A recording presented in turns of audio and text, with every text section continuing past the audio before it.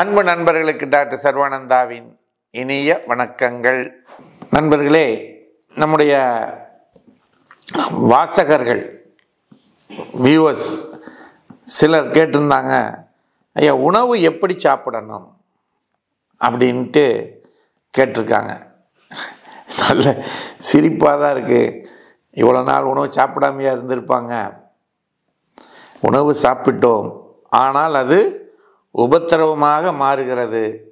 சில நேரங்களில் நோயை உருவாக்குகிறது, பல நேரங்களில் பல சிக்கல்களை உருவாக்குகிறது. இதனால தான் அவங்க இதை கேட்டிருக்கிறாங்க என்பதை யாம் அறிவோம். அதனால் உணவு எப்படி சாப்பிடணும், உணவு சாப்பிடுவது என்பது ஒரு மிகப்பெரிய கலை. சமையல் கலை எப்படியோ அதுபோல் அந்த கலையால் உருவாக்கப்பட்ட அந்த பதார்த்தங்களை, உணவுகளை உண்பதும் ஒரு மிகப்பெரிய கலை. சரிங்களா? நாம் உண்ணக்கூடிய உணவு, ஒரு இட்லி, 2 இட்லி, அதில் என்ன இருக்குது தெரியுமா? நம் உடலை இயக்குகின்ற இரத்தம் அதில் இருக்குது. மேலை நாட்டில் ஒரு ஆராய்ச்சி செய்தார்கள். ஒரு ஸ்லைஸ் பிரெட்டை எடுத்து அரைச்சாங்க.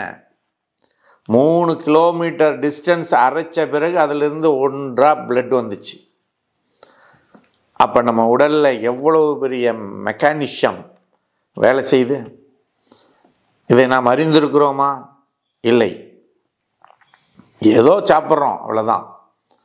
ஆகையினால் நண்பர்களே, இந்த சாப்பிடும் விதம் யாம் அறிந்த வகையிலே சொல்லுகின்றோம். அது நல்லதாக தான் இருக்கும், கவலைப்படாதீங்க. நாம் சாப்பிடுவதற்கு அரை மணி நேரத்திற்கு முன்பாக நமக்கு தேவையான அளவு நீரை குடிச்சிடணும். சாப்பிடும் பொழுது நீரை குடிக்காமல் இருப்பது நல்லது, முதல் விஷயம்.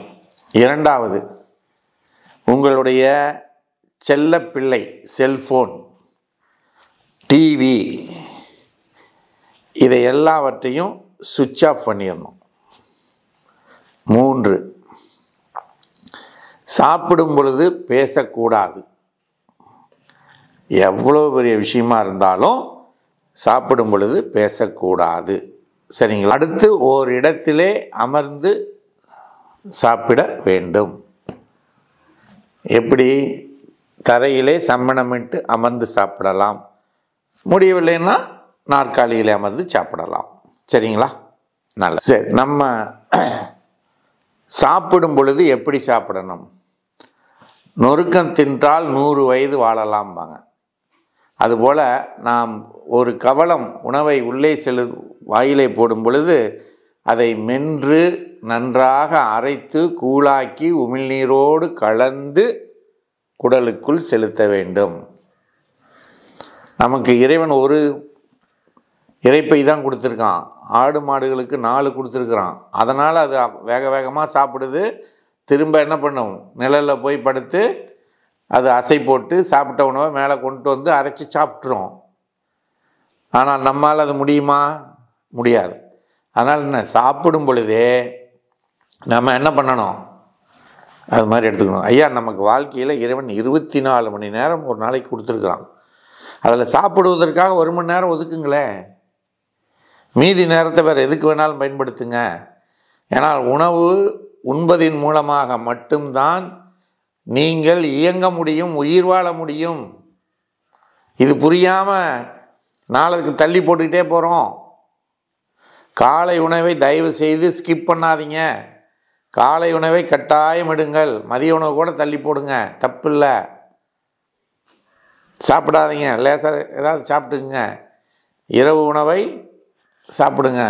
7 மணிக்கு 8 மணிக்கெல்லாம் சாப்பிட்ருங்க. சாப்பிட்டு 2 மணி நேரம் படுக்கக்கூடாது. சரிங்களா? சாப்பிட்ற உணவு கூட சிறு சிறு அளவுகளில் சாப்பிடணும். மொத்தமாக நிறைய சாப்பிடக்கூடாது. அதே போல் பல விதவிதமான உணவுகள், சத்தான,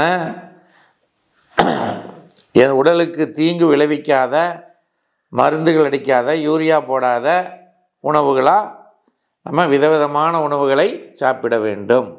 நல்லா ரசித்து சுவைச்சு சாப்பிடலாம், தப்பு இல்லை.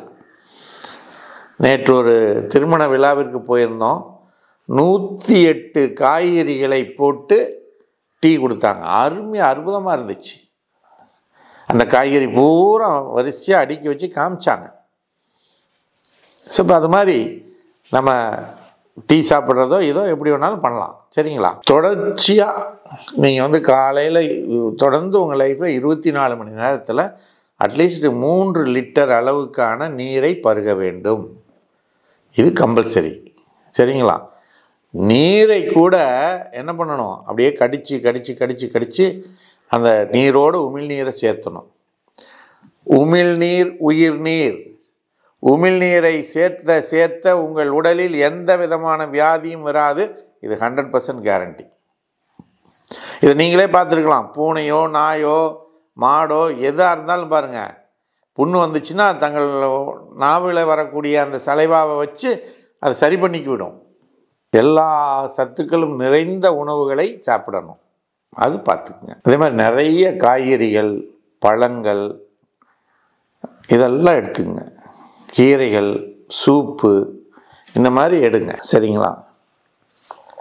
இதுபோல் எடுக்கின்ற பொழுது என்ன நன்மைகள் விளையும் அப்படின்னா, ஜீரண சக்தி நன்றாக இருக்கும், உடல் அயற்சி இருக்காது, சுறுசுறுப்பாக நம்மால் இயங்க முடியும், சாப்பிட்ட உடனே வேலை செய்ய முடியும். பெட்ரோல் தீர்ந்து போச்சு, வண்டியில் பெட்ரோல் ஊற்றுறோம், ஸ்டார்ட் ஆகுது, போகிறோம். அதே மாதிரி நமக்கு எனர்ஜி குறைஞ்சிதுன்னா சாப்பிட்டா என்ன உண்ட களைப்பு தொண்டனுக்கும் உண்டு அப்படின்னு படுத்துருக்குறோம். அப்படி இல்லாமல் என்ன பண்ணலாம், இதுபோல் உணவு உண்ணும்போது சுறுசுறுப்பாக நம்மால் இயங்க முடியும், நம்முடைய வேலை நேரம் அதிகரிக்கும். சரிங்களா? மலச்சிக்கல் வராது, உடல் வலுவாக இருக்கும், பலமாக இருக்கும், சிந்தனை தெளிவாக இருக்கும், முடிவுகள் தெளிவாக எடுக்க முடியும், தொழிலை சிறப்பாக செய்ய முடியும். இதை செய்யலாம், இதை வேண்டாம் என்கின்ற இது இருக்கும். நோய் உங்களை நெருங்கவே நெருங்காது. 100% கேரண்டி. இதற்கு முன்னால் இப்படி உணவுகளை எல்லாம் நீங்கள் சாப்பிட வேண்டும். சாப்பிடுவதற்கு முன்னாலே நம்மை படைத்து நமக்கான உணவுகளையும் நமக்கு தேவையான அனைத்து வசதிகளையும் கொடுத்து உணவை தயாரித்து நம்ம கொடுத்த அத்தனை பேருக்கும் நாம் ஒரு நன்றி சொல்வோம். ஒரு சின்ன மந்திரத்தால். என்ன தெரியுமா? பிரம்மார்ப்பணம் பிரம்மகவிகி பிரம்மாக்னௌ பிரம்மணாகுதம் பிரம்மைவதேன கந்தவ்யம் பிரம்மகர்ம சமாஹினாம் ஹரி ஓம் தட்சத் சர்வம் சத்குரு பாதுகார்ப்பணமஸ்து என்று இந்த மந்திரத்தை சொல்லி நீரை தெளித்து நீரை விளாவி நீங்கள் உணவை சாப்பிட துவங்க வேண்டும். அப்படி செய்கின்ற பொழுது நாம் இந்த உலகத்திற்கு கொடுக்கின்ற நன்றியாக, நமக்கு இந்த உலகம் கொடுத்ததுக்கு நன்றி செலுத்துவதாக அமையும் என்று கூறி வாய்ப்பளித்த சர்வம் யூடியூப் சேனலுக்கு நன்றி கூறி விடைபெறுகிறோம். நன்றி, வணக்கம்.